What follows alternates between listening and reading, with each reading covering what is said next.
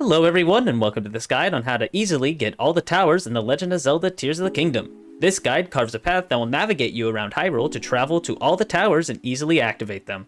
This will also be cut into chapters, so if you're looking for a specific one, you can look in the description for that tower. This is also completed without any champion abilities and any stamina upgrades, so anyone is able to complete this path. Alright, let's get started. But before we jump into it, let's make sure that we're prepared for the journey ahead. I recommend getting some decent equipment. You can watch my guide for that at the top right of the video right now, or in the description for those. Next, I recommend getting some heat resistant and cold resistant foods in order to traverse Hyrule without issue. If you're running with low stamina, like me, make sure to have some stamina food to make gliding and running a little easier. Also, if you want a map to all these towers to make the journey simpler, there's a link in the description below for an interactive map of this game. Lastly, while exploring, make sure to have some fun, do some shrines, get some Koroks. This game is amazing, so don't feel restricted on only following this path. Feel free to make any stops along the way. But with all that, let's get started. I started at the Ishudog Shrine east of Central Hyrule, made my way across the Karok Bridge, and made my way towards the New Serene Stable. Just past that is a bunch of rocks. Make sure to climb our way through the rocks and hike our way up to the mountain to make it to the first tower. Once we make it to the top of the tower, we'll notice a bunch of construction materials. Use Ultra Hand to connect 4 of the large planks of wood in order to create a bridge to make it to the tower. Doing so completes our first tower. Once in freefall, make sure to use the markers to mark locations of other towers. This will make our journey much easier by giving us a marker that we can easily run to. Next, we will glide our way to the blue marked tower. Once we land, we can use shield surfing to make our way across the snow a lot faster. Then we can begin climbing the mountains. An extra tidbit of knowledge, while you're running you might find these ice Lizalfos. If you do any sort of fire damage to them, they will instantly perish. Continue making your way up until you reach this area. Here we can use a combination of Ultra Hand and Ascend to climb our way to the second tower. And doing so will unlock the second tower. The next tower, the one with the red marker, can easily be got to by gliding over, while using high points of the mountains to restore our stamina and continue to glide. Once we get to the base of the tower, we'll notice that it's covered with a bunch of spiky roots. This puzzle can easily be solved by shooting or tossing any sort of fire damage to burn the roots away. Once they're gone, we will be able to unlock our third tower. Once that's unlocked, I recommend traveling back to either Lookout Landing or the Susei Shrine and make our way south of Central Hyrule. Once we're on the south side of the map, we can either make a quick cart by using some nearby Zonai devices to make traveling a little easier, or we can simply just continue our way south to the next tower. Once we make it to the hill, we'll want to climb so that we can reach this spot. Here we're going to fuse a bomb flower to our shield in order to make enough height so we can glide our way to the tower. And that's our fourth tower.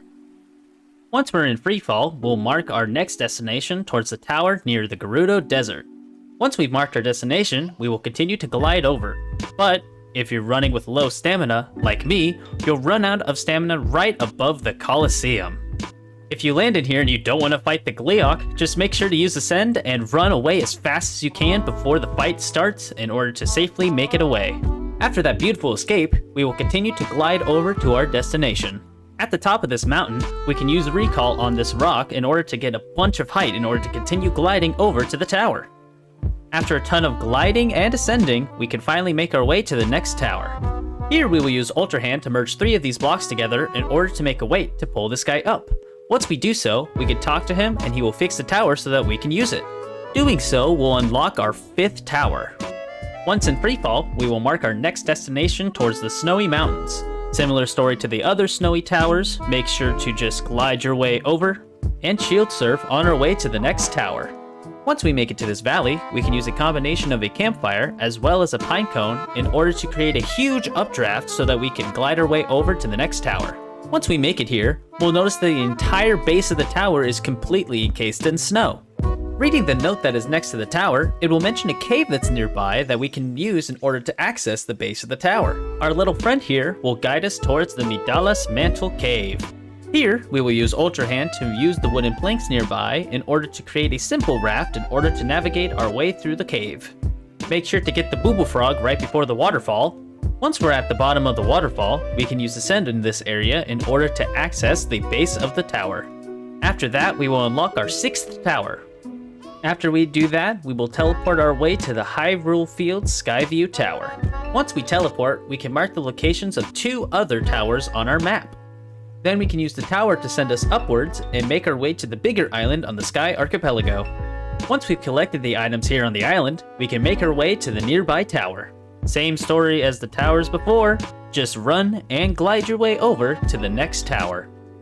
After a good amount of travel, you'll make your way to the Popla Foothills Hills Skyview Tower. This tower is in need of repair, so just make your way off the stairs and towards the well. Make your way through the well a little bit and you'll meet a man named Elmerson.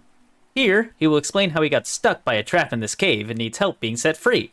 You will tell Link of a switch that is on the other side that will open the trap, and he needs your help.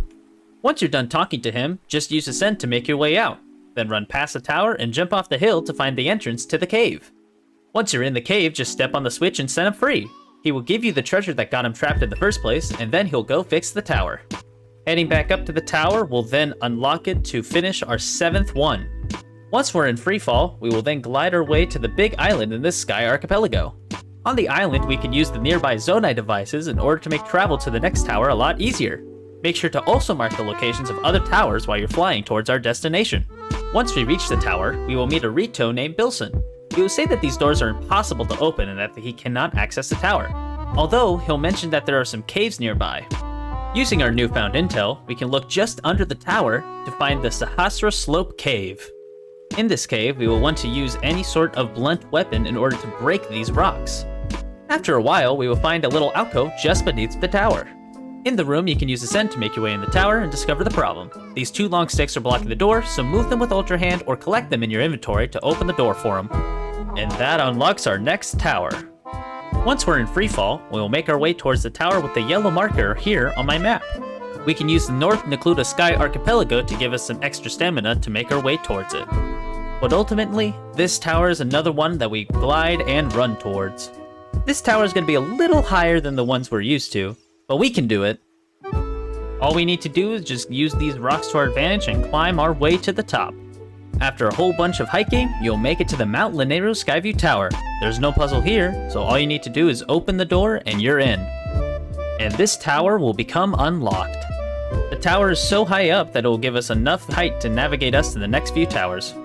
But ultimately, similar to all towers, it leads to the same old story of running, climbing, and gliding. Once you arrive at the tower, you'll notice that a lot of spiky roots are surrounding it, making it really difficult to get in. But by using Ascent on these nearby planks, you can make your way in by just jumping over them. In this area, it's always raining, so the only way to burn away the roots is by making a little roof with the nearby materials and placing it as close as possible to the tower. Once you do so, just throw a fire fruit on the roots and watch them burn away. In doing so, we'll unlock the totality of South Hyrule. Afterwards, we will teleport back to the Mount Lanayru Skyview Tower. After using the tower again to gain some height, we'll make our way over to this island. Here is an already beautifully constructed flying Zonai device that will help us make it towards the next tower at the bottom of Death Mountain. But with low battery, we won't get too far, so glide your way over to the nearby platform. On this island is a Flux Construct 2. You could fight it if you like, but I ignored it and just marked 2 more towers on my map and made my way over to the next tower. Once we arrive, we'll notice that sludge is blocking the way. Just throw some splash fruits that you can find nearby in order to clear it out. That unlocks our next tower. Once we're in freefall, we can make our way over to the sphere in the sky. Inside the sphere is a shrine. Once you complete the shrine, you can make your way over to the next tower. Glide your way over to the side of this mountain, and here you'll find a skateboard, a wing, and a fan to make another Zonai device in order to fly your way over to the next tower. Once you've fused it all together, use Ultra Hand to point it in the direction of the tower we're going to, then hit the fan to start gliding. Be wary of the Gleeok to the right, and also be wary of making sure you never fully run out of battery so that you can constantly turn on and off the fan. When you arrive, you'll find that the main control is missing. If you make your way around the tower, you'll find that this enemy has it. If you're fast enough, you can catch it by surprise, and shoot him with an arrow in bullet time to kill him, and get it back. Once you get it back, just use Ultra Hand to put it back inside the tower, and the man on the side named Saucin will fix it. And this unlocks that tower. Once the tower has been unlocked, we'll teleport back to the Upland Zorana Skyview Tower. Once we head up using the Upland Zorana Skyview Tower, we'll then glide and hike our way up to the next shrine. Once we arrive, we'll see Saucin again, somehow teleported all the way to this shrine, and we'll say that one of the rocks from above had knocked over the top of the tower, and can no longer open the door. Once you're done talking to him, look around for any falling rocks, then use recall on him to get a bunch of height in order to make it inside the tower through the top of it. and this unlocks our second to last tower. Afterwards, we will make our long, final trip to the last tower. After gliding and walking 500 miles, we can then make our way to the Thyphlo ruins and in turn make our way to the final tower, the Thyphlo Ruins Skyview Tower. After arriving and talking to Bilson, he'll tell you that the tower is broken but he has no idea why.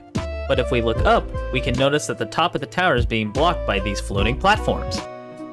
Here we'll pull down the platform towards us and knock out the enemy shooting rockets. We will then fuse a rocket to our shield and use it to go a big distance upwards and make it to the next platform.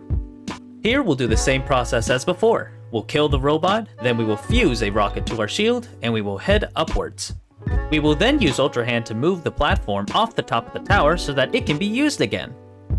Doing so will unlock the last tower and complete the entirety of the Hyrule land and sky map. Thank you all so much for watching this video, and thank you all for the recent support. It means a lot to me.